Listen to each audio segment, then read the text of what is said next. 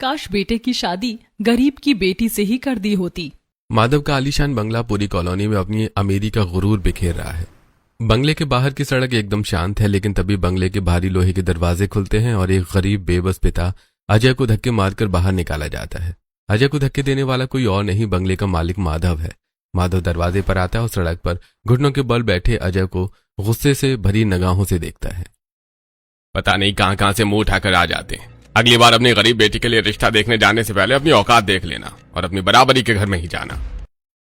बोलता हुआ माधव जोर से दरवाजा बंद कर लेता है। अजय उठने की कोशिश कर ही रहा था कि माधव के बंगले के सामने वाले छोटे से घर से केदार भागता हुआ अजय के पास आता है और अजय को सहारा देकर उठाने लगता है। अरे भाई, तुम्हें चोट तो नहीं आई? अजय खड़ा होता है और अपने कपड़ों से धूल झाड़ने लगता है। इंसान को दौलत में इतना भी अंधा नहीं हो जाना चाहिए कि वो रिश्तों की भी दौलत की नजरों से देखने लगे। मेरी बेटी गरीब है तो क्या, उसकी शादी गरीब घर में ही होगी। केदार देखता है कि अजय के घुटने से खून बह रहा है। अरे तुम्हें तो चोट लग गई है, आओ मेरे घर, मैं तुम्हारे घाव में मरहम पट्टी कर देता हूं। केदार इंसानियत दिखाते हुए अजनबी अजय को सहारा देकर अपने छोटे से घर में ले जाता है और इधर अजय को घर से बाहर निकालकर जैसे ही माधव हॉल में पहुंचकर महंगे झूमर के नीचे रखे मखमली सोफे पर बैठने ही वाला होता है कि उन्हीं सोफों पर उसकी पत्नी सरिता और बेटे सौरभ के साथ बैठी उसकी मां इंदुमती उठ खड़ी होती है और माधव, ये तूने बिल्कुल गलत किया है। उस बेचारे गरीब को तुझे ऐसे बेइज्जत करके घर से नहीं निकालना चाहिए था। माधव अपनी मां के सामने सीना तान कर खड़ा हो जाता है। ऐसे कैसे उसे बेइज्जत न करता माँ? यह बेइज्जती उसे हमेशा ये याद दिलाएगी कि अपनी गरीब बेटी के रिश्ते के लिए वो अपनी बराबरी वालों के घर में जाए, अमीर घरों में नहीं जाए। माधव बेटा, देख तू अपनी होने वाली बहू को दौलत की नजरों से नहीं बल्कि संस्कारों की नजरों से देख, क्योंकि दौलत तो आती जाती रहती है, लेकिन संस्कार ना तो एक दिन में आते हैं और ना ही एक दिन में जाते हैं। अरे चुप कर बुढ़िया, ज्यादा बोलेगी तो तुझे अनाथ आश्रम में छोड़ आऊंगा। भरा आया मुझे अनाथ आश्रम में छोड़ने वाला, मेरे बूढ़े पैरों में बहुत जान बाकी है। तू छोड़ आएगा तो मैं चलकर वापस आ जाऊंगी। अरे अम्मा जी, आप भी ना, आप जानते तो हो कि ये किसी की नहीं सुनते, फिर भी आप इन्हें समझा रही हो। और ये गलत नहीं कह रहे, इस घर में अमीर बहू ही आएगी, गरीब बहू बिल्कुल नहीं आएगी। इधर माधव और उसकी मां इंदुमती की नोकझोंक खत्म हो जाती है और उधर अजय केदार के घर से अपने घुटने पर पट्टी करवा कर अपने घर के लिए निकल जाता है। शाम होते होते अजय अपने गांव के छोटे से घर लौटता है, जहां आंगन में उसकी पत्नी प्रभा और बेटी विभा उसका बेसब्री से इंतजार कर रही है। अजय को दूर से आता देखकर प्रभा और विभा के चेहरे खिल उठते हैं, लेकिन जैसे ही अजय लंगड़ाता हुआ थोड़ा नजदीक जाता है, उसके चेहरे पर बेचैन और फिक्र साफ झलकने लगती है। प्रभा भागकर अजय के पास जाती है और अरे आप तो विभा के लिए लड़का देखने गए थे ना, तो फिर आपको ये चोट कैसे लगी? ये चोट मुझे नहीं लगी प्रभा, मेरी गरीबी को लगी है और अब हमें गरीब घर में ही अपनी बेटी विभा की शादी करनी होगी। अमीर घर में उसकी शादी का सपना छोड़ना होगा। ये आप कैसी बात कर रहे हैं? मेरा तो जी घबरा रहा है। घबराओ मत प्रभा, तुम विभा की शादी की तैयारियां करो। अजय की बात सुनती हुई प्रभा उसे सहारा देकर घर के अंदर ले आती है। अजय प्रभा को केदार और उसके घर के बारे में सब कुछ बताता है। अजय की तलाश तो पूरी हो गई थी, लेकिन माधव की तलाश 2 दिन बाद भी जारी थी। 2 दिन बाद माधव एक रेस्टोरेंट में बर्गर खाते हुए अपने दोस्त से फोन पर बात कर रहा था। देख, मुझे अमीर बहू चाहिए, लड़की जैसी भी हो, उसके माँ बाप कुछ भी करते हो, लड़की भी कुछ भी करती हो, मुझे इन सबसे कोई मतलब नहीं है। बस लड़की दौलतमंद होनी चाहिए ताकि समाज में मेरा रुतबा बना रहे। माधव का दोस्त उसे आकाश और नीता की बेटी रचना के बारे में बताता है। आकाश और नीता की अमीरी के बारे में सुनकर माधव अपनी मां इंदुमती, पत्नी सरिता और बेटे सौरभ के साथ उनके घर आई मीन बंगलो पहुंच जाता है। बंगलो के बाहर बड़ी खड़ी महंगी गाड़ियां, बंगलों की महंगी सजावट देखकर माधव की आंखें चमक उठती हैं। माधव जैसे ही अपने पूरे परिवार के साथ हॉल में पहुंचता है तो अपनी मां इंदुमती के कान में बुदबुदाता है। देखो माँ, जैसी अमीर बहू में चाहता था, मुझे वैसी ही अमीर बहू मिल गई है। बस तुम अपनी जुबान पर कंट्रोल रखना। अगर तुमने कुछ गड़बड़ की तो सोच लेना कि आश्रम के वार्डन का नंबर अभी भी मेरे फोन में डायल ही है। ज्यादा बोलेगा तो तेरी बत्ती सी तोड़ दूंगी। माधव और उसके परिवार वालों का इंतजार कर रहे आकाश और नीता हॉल में उनका स्वागत भारत की सबसे महंगी मिठाई स्वर्ण प्रसादम से करते हैं। फिर नीता स्टाइलिश साड़ी में रचना को कमरे से लाकर हॉल में सौरभ के सामने बिठा देती है। जब तक आकाश और रचना एक दूसरे को देखते हैं, तब तक माधव अपने सवाल आकाश से पूछता है। आकाश जी, वैसे आप बहुत अमीर लगते हैं। हाँ, शहर में हमारा बहुत रुतबा है। दौलत के मामले में हम शहर के टॉप 10 अमीरों में आते हैं। आकाश की बात सुनकर माधव तो जैसे आसमान में ही उड़ने लगता है और फिर कुछ देर बातें करने के बाद शादी लगभग तय हो ही जाती है कि तभी वो कुछ लेन देन की बात कर लें। अरे लेन देन की क्या बात करना है, आपको सिर्फ देना ही देना है। हम आपको क्या ही दे सकते हैं। क्या क्या कहा आपने? अरे मेरे बेटे को थोड़ी मजाक करने की आदत है। वो बोल रहा है कि आप तो अपनी बेटी दोगे और हम आपको क्या ही देंगे। इंदुमती की बात पर सब ठाके लगाकर हंसने लगते हैं। रचना से सौरभ की शादी की बात पक्की करके माधव, इंदुमती और सरिता घर वापस आकर शादी की तैयारियों में लग जाते हैं। ठीक उसी समय केदार के घर पर भी उसके बेटे हेमंत की शादी की तैयारियां होने लगती हैं। माधव के घर पर लाइटिंग और महंगे पर्दों का डेकोरेशन लगता है तो अजय के घर के सामने सड़क पर सस्ता सा टेंट लग रहा होता है। तभी माधव के बंगलों के सामने फूलों से भरा एक लोडिंग ट्रक आकर रुकता है। सरिता जैसे ही ड्राइवर के पास जाकर ये कहती है तो भैया, लोडिंग बंगलों के अंदर ले चलो। तभी उसकी नजर फूलों से भरी टोकरी के लिए अपने घर के अंदर जा रही कल्पना पर पड़ती है। कल्पना, तुम्हारे बेटे की शादी और मेरे बेटे की शादी एक ही दिन हो रही है, तो तुम हमारी तरह बराबरी करने की कोशिश तो नहीं कर रही हो ना? कल्पना रुकती है और मुड़ती है। मैं जानती हूँ सरिता कि तुम अमीर हो और मैं गरीब हूँ, तो मैं भला तुम्हारी बराबरी करने की सोच भी कैसे सकती हूँ। बस मेरे बेटे की शादी अच्छे से हो जाए, इतना ही बहुत है मेरे लिए। सरिता की बात का जवाब देकर कल्पना फूलों से भरी टोकरी लेकर अपने घर के अंदर चली जाती है। शाम होते होते माधव का बंगला फूलों से सज जाता है और कल्पना उन फूलों से अपने घर की दहलीज पर रंगोली बनाती है। और फिर अगले दिन माधव अपने बेटे की एसी बस में और केदार ट्रेवलर में अपने बेटों की बारात को लेकर जाते हैं। सौरभ और रचना की शादी संपन्न हो जाती है। माधव और सरिता अपनी बहू के स्वागत की तैयारियों के लिए उनसे पहले घर पहुंच जाते हैं और बंगले के बाहर ढोल और ताशे वालों को लाइन से खड़ा कर देते हैं। माधव और सरिता उनके बीच खड़े होकर जैसे ही मेरे बेटे और बहू की कार आए तो ऐसे बजाना कि जैसे कोई राजा आया हो। तभी वहां से मोहल्ले का ही नरेंद्र गुजरता है। माधव उसे रोकता है और ओ भाई सुनो, ये बैंड ना हमने अपनी बहू के स्वागत के लिए बुलवाए हैं। अरे भैया, तो मैं क्या करूं? मैं तो बस बता रहा हूँ ताकि तुमको ये गलत फहमी ना हो कि ये बैंड गरीब केदार ने अपनी गरीब बहू के स्वागत के लिए बुलवाए हैं। तभी ट्रेवलर आकर केदार के घर के सामने रुकती है। उसमें से सबसे पहले कल्पना और केदार की गरीब बहू आभा का गृह प्रवेश बिना शोर शराबे के होता है। कुछ देर बाद एक महंगी कार माधव के बंगले के सामने आकर रुकती है। जैसे ही कार में से दूल्हा सौरभ और दुल्हन रचना बाहर आते हैं, ढोल नगाड़ों की गूंज पूरे मोहल्ले में फैल जाती है। अरे आ गई मेरी अमीर बहू। अमीर बहू रचना का बंगले में गृह प्रवेश होने के बाद शाम को दोनों अमीर और गरीब बहुओं की मुंह दिखाई की रस्म होती है। अमीर बहू की मुंह दिखाई में कॉलोनी की नामी और अमीर औरतें भारी साड़ियों और गहनों से लदी हुई पहुंचती हैं।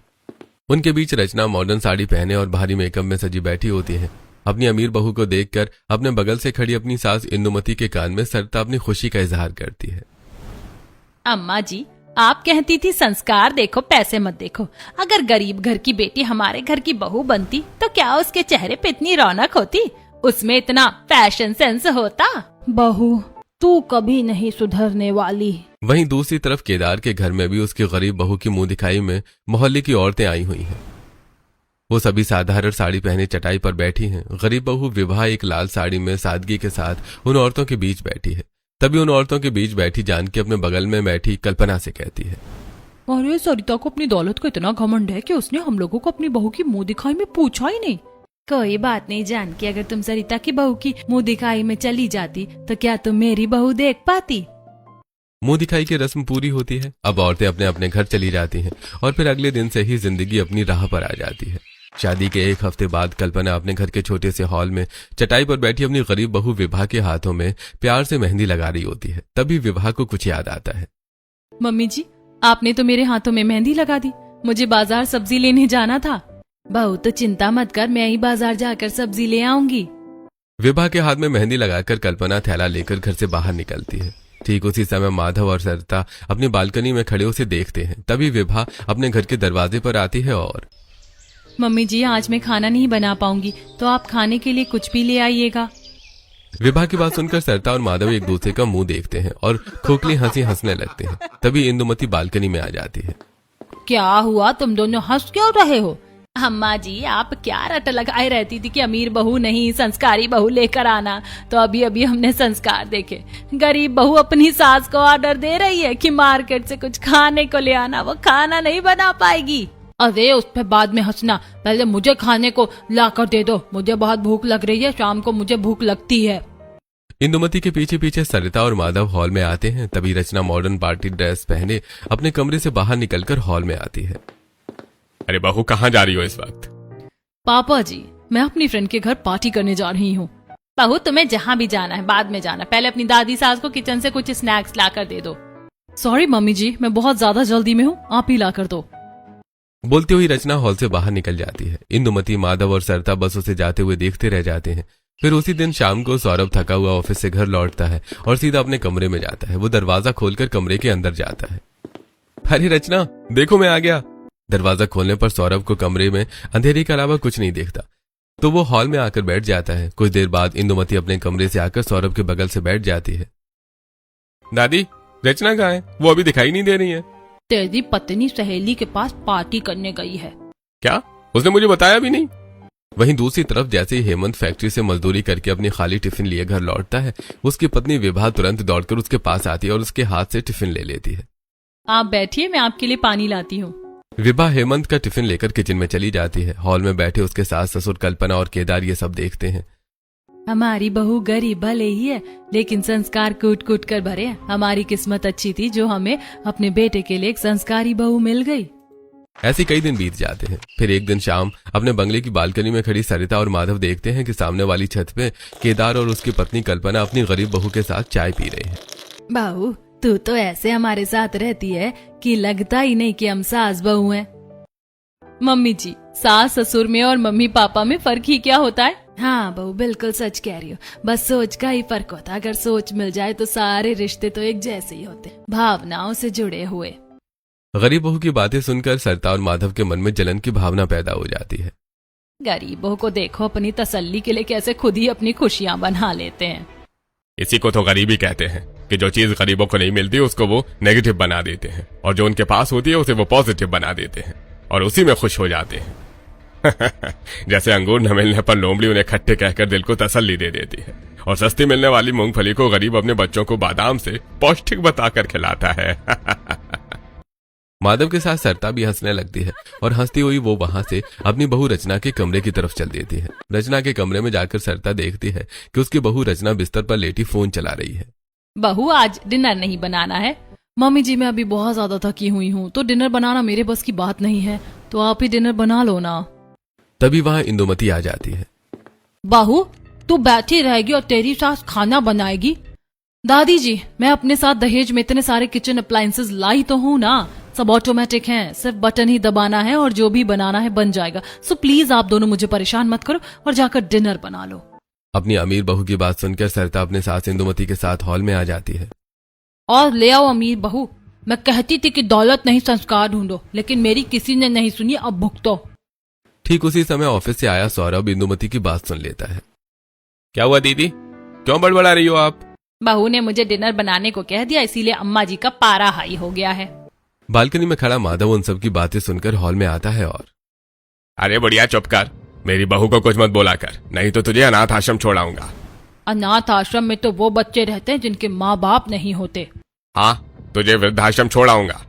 देख बेटा, तू मेरा बेटा है तो मैं भी तेरी माँ हूँ, तो ये मत समझना कि मैं बूढ़ी हो गई हूँ तो मैं वापस आ नहीं सकती। मैं वापस आ जाऊंगी और इस घर से 4 कंधों में ही जाऊंगी। माधव इंदुमती की इन बातों से भावुक हो जाता है और इंदुमती को गले से लगा लेता है। अरे माँ कुछ भी बोलती हो, बोलने से पहले सोच तो लिया करो। तू कुछ भी बोले वो ठीक, मैं कुछ बोल दूं तो तू घबरा जाता है। दोनों माँ बेटों की बातें सुनती हुई सरिता किचन की तरफ बढ़ जाती है। ठीक उसी समय कल्पना अपने घर की छोटी सी रसोई में अपनी बहू विभा के साथ सब्जी में तड़का लगा रही थी। मम्मी जी सब्जी में मिर्ची कितनी डालनी है? बहू कम डालना, तुम्हारे ससुर ज्यादा तीखा नहीं खा पाते। विभा सब्जी में थोड़ी ही मिर्ची डालती है कि तब तक विभा और कल्पना सब्जी रोटी बनाती हैं। तब तक सरिता अपने किचन से ऑटोमेटिक किचन अप्लायंसेस की मदद से वेज पुलाव, मिक्स वेज, पराठे और दाल बना लेती है। तब तक उसकी बहू रचना भी घर वापस लौटकर हॉल में अपने पति, ससुर और दादी सास के साथ बैठ जाती है। डिनर बनाकर सरिता सबको हॉल में सर्व करती है। तभी रचना अपनी थाली उठाती है और अपने कमरे की तरफ जाने लगती है। अरे बहू, तुम कमरे में क्यों जा रही हो? हमारे साथ बैठकर खाओ ना। मुझे अपनी फ्रेंड से कुछ जरूरी बात करनी है तो खाना खाते हुए कर लूंगी। रचना बिना किसी के परवाह किए थाली लेकर अपने कमरे में चली जाती है। इतने दिन से रचना को इस घर में आए हो गए, लेकिन आज तक उसने हम सबके साथ बैठकर कभी खाना ही नहीं खाया। थाली लेकर कभी अपने कमरे में चली जाती है, कभी बालकनी में चली जाती है, कभी छत पर चली जाती है, कभी पार्टी करने चली जाती है।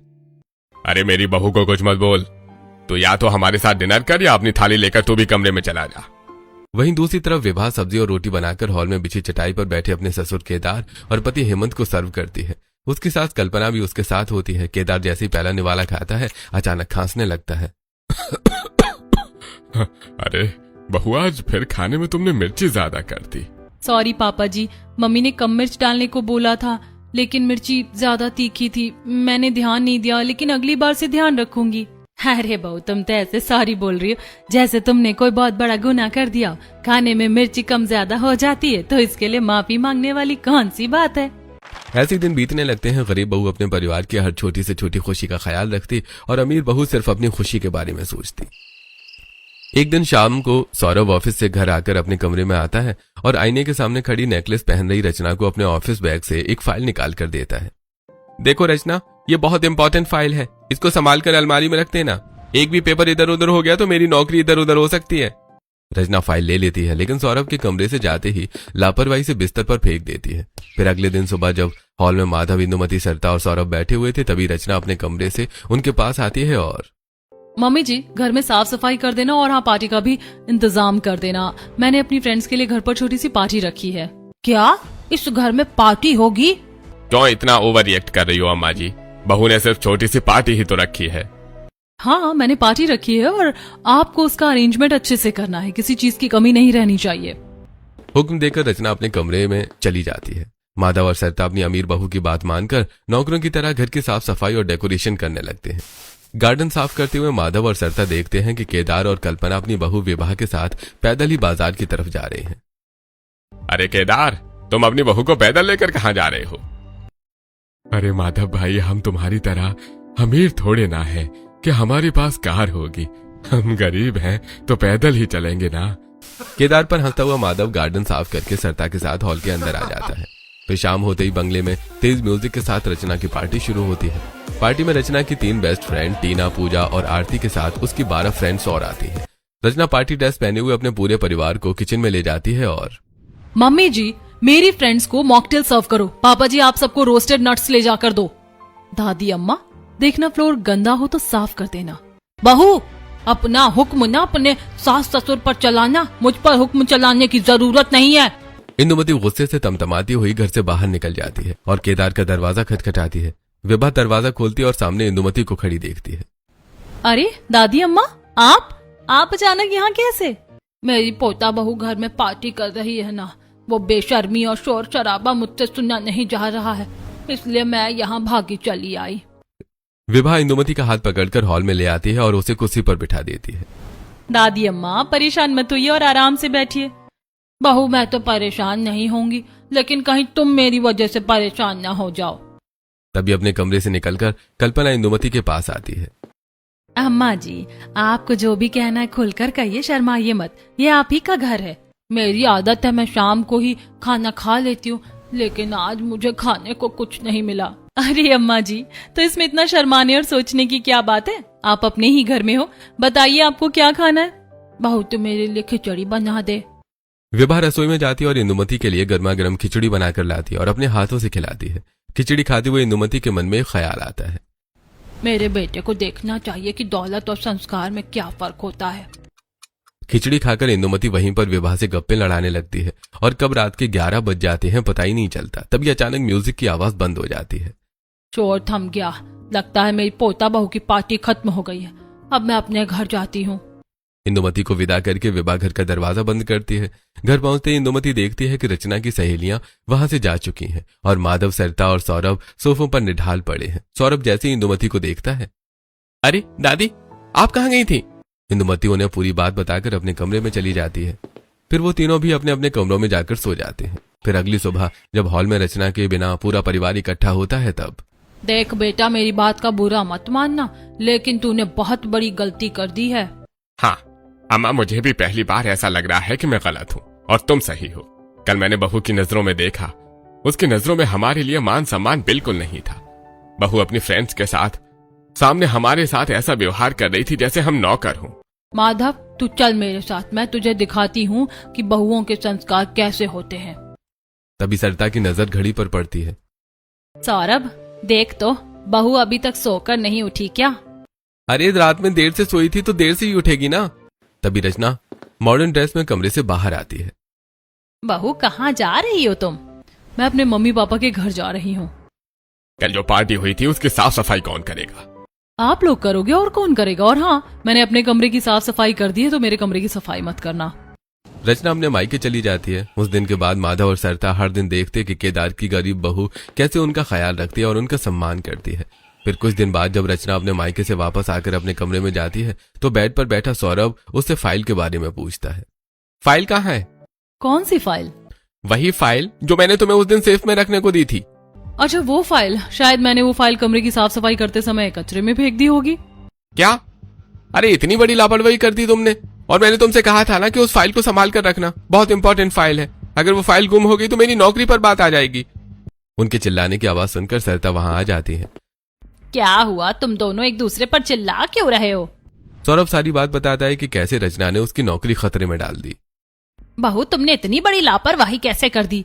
ये मेरी गलती नहीं है। और हाँ, मैं अभी जरूरी काम से बाहर जा रही हूँ। आपको मुझे जो कुछ भी कहना है वो सब बाद में कह लेना। बोलती हुई रचना अलमारी खोलती है और उसमें से एक ड्रेस निकालकर साइड बैग में डालकर वहां से चली जाती है। ऐसे कई दिन बीत जाते हैं। फिर एक सुबह सरिता और माधव की मुलाकात पार्क में मॉर्निंग वॉक करते हुए केदार और कल्पना से होती है। केदार, मैं तुमसे एक बात पूछना चाहता हूँ। हाँ हाँ, पूछो ना। देखो, मेरी बहू अमीर है, तुम्हारी बहू गरीब है, और दोनों की बहुएं एक ही दिन आई है। लेकिन आज तक मेरे घर में इतनी खुशियां, हंसी नहीं गूंजी जितनी तुम्हारे घर में गूंजी है। इसका राज क्या है? अरे मेरे घर की खुशियों का राज तुम ही हो। तुम्हारी ही वजह से मुझे इतनी संस्कारी बहू मिली है। वो गरीब भले है लेकिन हमारा सम्मान करती है और रिश्ते निभाना जानती है। अरे, मैं तुम्हारे कहने का मतलब नहीं समझा। याद है तुमने एक दिन जब एक गरीब बाप को अपने घर से धक्के देकर बाहर निकाल दिया था? वो गरीब बाप कोई और नहीं, मेरी बहू के पिता है। उस दिन केदार अजय को अपने घर से ले जाकर उसके घुटने की मरहम पट्टी करता है, लेकिन अजय के दिल में किसी और बात का दर्द है। मैं गरीब हूं तो अमीर की नजरों में मेरी कोई इज्जत नहीं है। मैं सिर्फ चाहता ही क्या था कि मेरी बेटी की शादी अमीर घर में हो जाए। भाई साहब, आप अपनी बेटी के लिए अमीर घर देख रहे हो, बहुत अच्छी बात है। लेकिन मेरे हिसाब से तो आप अमीर घर देखने की बजाय ऐसा घर देखो जहाँ के लोगों में प्यार हो, दूसरों के लिए मान सम्मान हो, और आप भी रिश्ते अमीरी गरीबी से मत तोलो। इस बात पर जोर दो कि आपकी बेटी किस घर में खुश रहेगी। आजकल किस पर भरोसा किया जा सकता है? सब दिखावा ही तो करते हैं। कौन अच्छा कौन बुरा, अरे कैसे पहचाने? अगर आप बुरा न मानो और गलत न समझे तो आप हमें ही आजमा कर देख लो। हम बाहर से जैसे हैं वैसे अंदर से भी हैं। आपकी बेटी गरीब है, हम भी गरीब हैं। हम तो अपनी गरीब बेटी को अमीर घर में ब्याहने की बजाय मेरे घर में मेरे बेटे से ब्याह दो। ये बात बताते बताते केदार के चेहरे पर मुस्कान आ जाती है। मैंने अजय जी के सामने उनकी गरीब बेटी से अपने बेटे की शादी का प्रस्ताव रखा और वो मान गए। केदार की बात सुनकर माधव और सरिता अपना माथा पीट लेते हैं। असली दौलत मैंने उस दिन अपने दरवाजे से धक्के मार कर निकाल दी थी। इधर पार्क में केदार को अपने किए का पछतावा होने लगा था। उधर घर में अपने कमरे से निकलकर रचना के कमरे की तरफ जाती हुई इंदुमती। जब से आई है तब से मैं देख रही हूँ, 9 बजे, कभी 10 बजे, कभी 11 बजे सोकर उठती है, कभी 6 बजे, तो पोता बहू को उठते देखा ही नहीं। आज देखती हूँ कि वो कैसे नहीं उठती है। इंदुमती रचना के कमरे के दरवाजे पर पहुंचकर जोर जोर से दरवाजा खटखटाने लगती है। रचना बहू, दरवाजा खोल। बिस्तर पर सौरभ के बगल से गहरी नींद में सोई रचना की नींद शोर से खुल जाती है। कौन सुबह सुबह दरवाजा पीट रहा है? आंख मलती हुई रचना दरवाजा खोलती है। दादी अम्मा, आपको मुझसे कोई जरूरी काम है क्या? हाँ, बहुत जरूरी काम है। जब से आई है तब से देख रही हूँ, तूने इस घर को होटल बनाकर रखा है। जब मर्जी होती है आती है, जब मर्जी होती है जाती है। बहू जैसे तो संस्कार हैं ही नहीं तेरे। दादी जी, मेरे सास ससुर को बहू नहीं अमीर बहू चाहिए थी, जो अपने साथ दौलत लाती, तो मैं अपने साथ दौलत लाई हूँ। ये घर जो आप देख रही हो ना, ये मेरे दहेज के लाए हुए सामान से भरा हुआ है। तो आपको जो कुछ भी कहना हो अपने बेटे और बहू से कहिए, मुझसे मत कहिए, और मुझे सोने दीजिए। रचना दरवाजा इंदुमती के मुंह पर बंद कर देती है। मॉर्निंग वॉक करके जब सरिता और माधव घर आते हैं तो बालकनी में खड़े होकर केदार के घर की खुली खिड़की से केदार और कल्पना को अपनी गरीब बहू के साथ हंसी ठिठोली करते हुए देखते हैं। काश बेटे की शादी गरीब की बेटी से ही कर दी होती। अब सरिता और माधव के पास काश ही रह गया था, क्योंकि कहते हैं ना, जब पछताए होत क्या, जब चिड़िया चुग गई खेत। ऐसे ही कुछ दिन और बीत जाते हैं और फिर एक दिन शाम के समय जब माधव और सरिता हॉल में बैठे इंदुमती के साथ चाय पी रहे थे, तभी मॉडर्न पार्टी ड्रेस पहने रचना फोन पर बात करती उनके पास आती है और ठीक है, तुम लोग रुको आधे घंटे में, मैं अभी आती हूँ। रचना बहू कहाँ जा रही है? दादी जी, आपको इससे मतलब नहीं होना चाहिए, मैं कहीं भी जाऊं। रचना इतना बोलकर घर से बाहर निकल जाती है। देख बेटा, आज मेरा जी बहुत घबरा रहा है, रचना को जाने से रोक ले, कहीं कुछ गलत ना हो जाए। रचना बहू नहीं रुकने वाली अम्मा जी। ठीक है, तो फिर मैं भी उसके साथ जाऊंगी। इंदुमती भी रचना के पीछे पीछे घर से बाहर निकलती है और उसकी कार का टैक्सी से पीछा करते हुए क्लब तक पहुंच जाती है। इंदुमती रचना को उसकी 3 सहेलियों टीना, पूजा और भारती के साथ क्लब के अंदर जाते हुए देखती है। इंदुमती जैसे ही क्लब के एंट्री गेट पर पहुंचती है, बाउंसर रंजीत उसे अंदर आने से रोक देता है, लेकिन इंदुमती उसे कुछ पैसे देकर अंदर चली जाती है। जैसे ही इंदुमती क्लब के डांस फ्लोर तक पहुंचती है, पुलिस गाड़ी का सायरन बजने लगता है और क्लब के अंदर अफरा तफरी मच जाती है और इंस्पेक्टर रंजीत की एंट्री होती है। कोई अपनी जगह से नहीं हिलेगा। पुलिस को देखकर रचना की सारी अमीर फ्रेंड्स उसे वहीं छोड़कर भाग जाती हैं और रचना क्लब में ही फंस जाती है। अरे तुम लोग कहाँ हो? मैं यहाँ फंस गई हूँ। रचना तो देख ले अपना, हम तो निकल गए। तभी इंस्पेक्टर रंजीत रचना को पकड़ लेता है। मुझे छोड़ दो, मैंने कुछ नहीं किया, मैं यहाँ सिर्फ पार्टी करने आई थी। तब ऐसे ही बोलते हैं पकड़े जाने के बाद। तुम चलो थाने में, तुम्हें बताता हूँ अमीर बाप की बिगड़ी बेटी। तभी रंजीत रचना की मांग में सिंदूर और गले में मंगलसूत्र देखता है। अरे तुम तो अमीर बाप की बिगड़ी हुई औलाद नहीं, बल्कि अमीर ससुराल की बिगड़ी हुई बहू हो। तभी इंदुमती रंजीत के सामने आकर खड़ी हो जाती है। मेरी पोता बहू को छोड़ो, ये मेरे साथ यहाँ आई है। जवानी में माँ बाप ने क्लब में नहीं आने दिया, बुढ़ापे में बच्चों ने रोक लगा दी, और अब जब मैं अपनी पोता बहू के साथ आई तो तुम आ धमके। सॉरी दादी माँ, हमें इन्फॉर्मेशन मिली थी कि कुछ लोग क्लब में यंग लड़के लड़कियों को ड्रग्स बेच रहे हैं, इसलिए पुलिस ने यहाँ रेड मार दी। आप अपनी पोता बहू को ले जा सकती हो। इंदुमती रचना का हाथ इंस्पेक्टर से छुड़ाकर अपने हाथ में ले लेती है। दादी माँ, आपने मुझे बचा लिया। जिनके भरोसे मैं यहाँ आई थी, उन्होंने तो मेरा साथ छोड़ दिया था। इंदुमती रचना के सिर पर प्यार से हाथ फेरने लगती है। देख बहू, तुझे इस बात को समझना होगा कि आजकल रिश्ते बनाने बहुत मुश्किल होते हैं, और दौलत के दम पर बनाए गए रिश्ते कुछ ही देर के होते हैं। तेरी फ्रेंड तेरी दौलत की वजह से तेरे साथ थी, इसीलिए मुसीबत पड़ने पर तेरा साथ छोड़ दिया। रचना को पहली बार जिंदगी की असली सच्चाई समझ आती है। इंदुमती उसे समझाते हुए घर ले जाती है। घर पहुंचकर रचना अपने कमरे में जाकर सो जाती है। कुछ दिन तो वो अपने कमरे में गुमसुम बैठी रहती है। फिर एक सुबह चमत्कार होता है। वो सुबह 7 बजे ही किचन में जाकर अपने सास, ससुर, पति और दादी सास के लिए चाय नाश्ता बनाकर हॉल में लाती है। सुबह सुबह अपनी अमीर बहू को किचन से नाश्ता लाया देखकर सरिता और माधव यकीन नहीं कर पाते। अरे मेरी अमीर बहू में अचानक इतना बदलाव कैसे आ गया? देख, मैंने तुझसे कहा था ना कि संस्कार ना एक दिन में आते हैं और ना एक दिन में जाते हैं। संस्कार धीरे धीरे आते हैं, और तेरी अमीर बहू में संस्कार आ चुके हैं। अब तुझे ये नहीं कहना पड़ेगा कि काश बेटे की शादी गरीब की बेटी से की होती। धीरे धीरे अमीर बहू रचना भी अपने सास ससुर का सम्मान करना सीख जाती है।